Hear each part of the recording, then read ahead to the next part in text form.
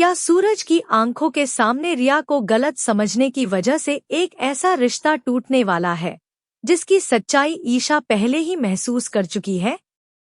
आने वाले एपिसोड में रिया के इरादों को लेकर बड़ा भ्रम पैदा होगा। सूरज को लगेगा कि रिया काव्या का हक छीनना चाहती है, लेकिन ईशा को यकीन होगा कि कहानी के पीछे कोई गहरा राज छिपा है। आखिर रिया चाहती क्या है? आकाश के हादसे के बाद ईशा और सूरज महिका को घर में रोकने की कोशिश करते हैं। वे महिका की बात आकाश से करवाते हैं और इसी दौरान उसकी सच्चाई सामने आ जाती है। महिका समझ जाती है कि आकाश उसे अपने पास रखने के लिए उतना उत्सुक नहीं है। परिवार का प्यार देखकर उसका डर कम होने लगता है और वह घर में रहने के लिए तैयार हो जाती है। लेकिन क्या अब घर की खुशियां सच में लौट आई हैं? दूसरी तरफ ईशा खुद परेशान नजर आती है। सूरज उसकी चिंता समझता है और प्यार से उसका पसीना पोंछते हुए उसे भरोसा दिलाता है कि महिका को घर में रखना सही फैसला था। दोनों के बीच की यह समझ परिवार को फिर से जोड़ती दिखाई देती है।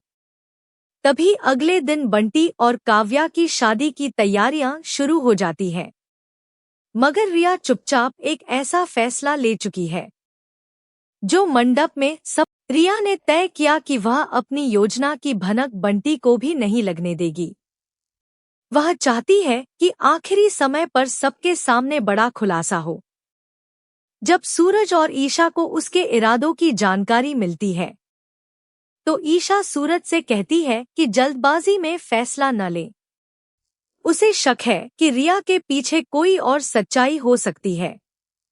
शायद बंटी और रिया के बीच ऐसा रिश्ता है जिसकी जानकारी पर, लेकिन सूरज ईशा की बात को गंभीरता से नहीं लेता। उसे लगता है कि रिया पहले भी ऐसी हरकत कर चुकी है और इस बार भी वह केवल जिद में ऐसा कर रही है।